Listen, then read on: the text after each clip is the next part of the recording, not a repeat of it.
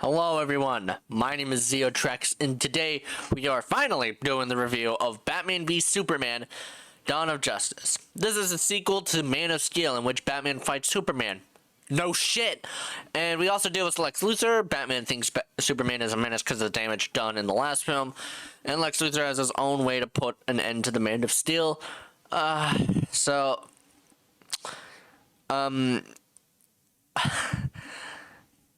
It's meh, honestly. Things I liked, some things I didn't care for, some things I hate. I could talk a bit more about this film being faithful to a comic because Batman is now in it, and I have much deep love for Batman, so I can talk about him.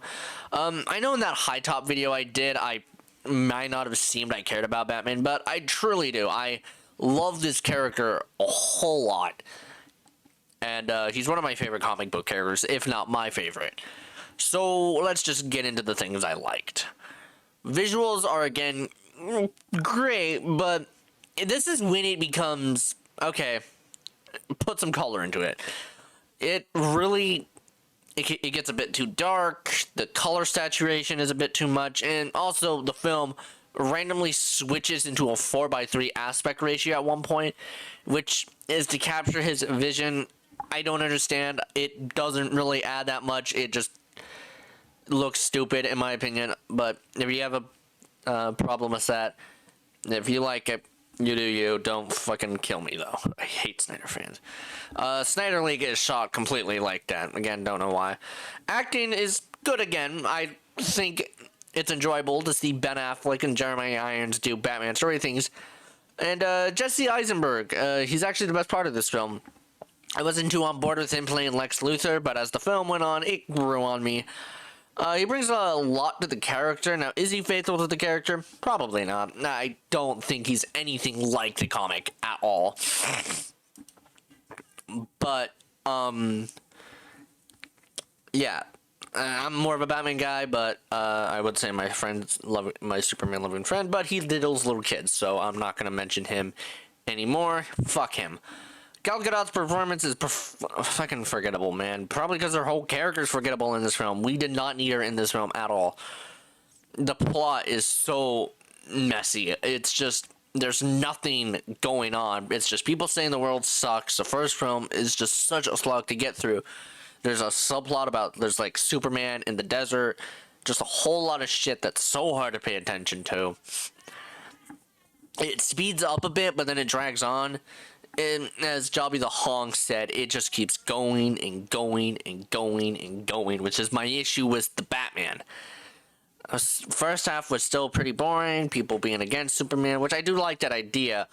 He is partially responsible for destroying Metropolis and Man of Steel. So it makes sense. Batman's motivation makes sense. So speaking about Batman, let's just get this shit out of the way. I don't like that he kills people in this film. Why? Something they fixed in Snyder League and try to ignore in Peacemaker. But, oh my god, I hated this was Keaton's character. Bale's character had this issue at one point as well, but it was more hesitant to kill. And, you know, it could be, when he killed Harvey Dent in Dark Knight, it could be chalked up to it was an accident. Or there was, like, a reason. And with Ra's al Ghul, there's really no excuse. Batman isn't the fucking Punisher. He's not the fucking Punisher. He doesn't use guns. He doesn't kill people. But yet Snyder decides to throw both of these rules out of the fucking window and make him call an airstrike on people. Gun a car to the point where it blows up. Cause a car to flip on itself and kill other people. Stab someone to death. Holy shit, Snyder. Comic! Ever read it? You ever grab Batman the fucking New 52? You ever open it up and go... Ever read Batman Year One? No, you only read Dark Knight Returns. Clearly, because that's clearly the biggest inspiration for this fucking film. And I don't care what goddamn reason you have for... I don't care what fucking reason you have for this. But... like, he's grieving for Robin. They say it's wrong for him to kill. Blah, blah, blah. How dare you insult my precious God Snyder? It's obvious that because even then, they barely ever actually fucking acknowledge it. He never goes through an arc in this film where he's like, maybe killing is bad. Because I thought the scene where he was being like, why did you say that name, would be the scene where he's like, you know what, maybe I shouldn't kill. You know what happens the next scene? He shoots and he stabs people to death. He calls the airstrike. He didn't learn shit in this film. So it's like, Batman killing could be used correctly. It could be used as a good point. Batman Who Laughs is a good example. Maybe if it's like a corrupted Batman. This is not how you fucking do that. Batman doesn't kill. And I can't believe that I'm legit about to sit here and argue about the most basic bitch Batman fact here. What, we're gonna argue about the fact that Bruce Wayne is Batman? Bruce Wayne's the mask, Batman is who he is? We're gonna fucking argue about that? Okay, let's get into all the reasons why Batman doesn't kill. He believes criminals have a shot at redemption, such as Two-Face and Mr. Freeze. The criminals have families, like thugs and whatnot, something he did grow up about. And he needs to be above the criminals. He needs to be a better man. If he kills criminals, it leads him down to a dark path. A path he fears he can't come out of.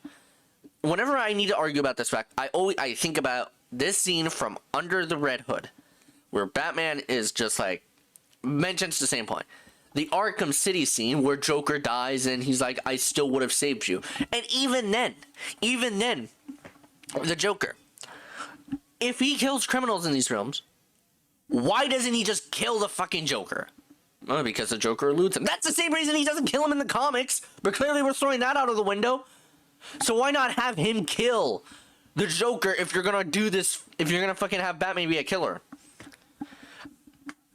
I'm so goddamn tired of having to argue with people about a basic bitch Batman rule. There's never really a moment where in this film when he realizes what he's doing is wrong. The warehouse scene, it's cool. I liked it. It reminded me of the Arkham games. It still has him kill people. So, who wrote this goddamn film? Let's see. Chris Terrio and David S. Goyer. Oh, so Chris wrote Rise of Skywalker. That explains a lot. Sorry for getting into a little tangent there, but it bugs me so much. Bugs me so goddamn much with this character. Now let's talk about some positive about this Batman. Ben Affleck's a good Batman. I actually do like Ben Affleck as Batman. I think the suit, it looks good. It's a bit too fat for me. Not going to lie. Logo's a bit too fat as well. I think they fixed that up. The vibe I get from this suit is a Party City suit. You know how some Party City suits have stuffed muscles? That's the kind of vibe I get from this film. Get from this suit. So yeah, I don't hate the suit. I'm glad we finally got the gray Batman suit. Still probably one of the better Batman suits. Just because things anybody changed. Also, the voice changer is cool. I like the idea of Batman having a voice changer instead of putting on a, where did you go? Not gonna do that, my voice hurts. And the Nightmare suit, it's also pretty cool. And the whole Nightmare scene was actually pretty cool. My favorite part was when Batman asked for the Rock and Black Adam showed up. Now the scene, it's kind of what I meant by visuals getting a bit too overbearing for me. At times, it's just those deep, saturated colors. It's like, I know DC's dark, but God, can you use some fucking color? And, oh wow. Batman's using a gun to kill people.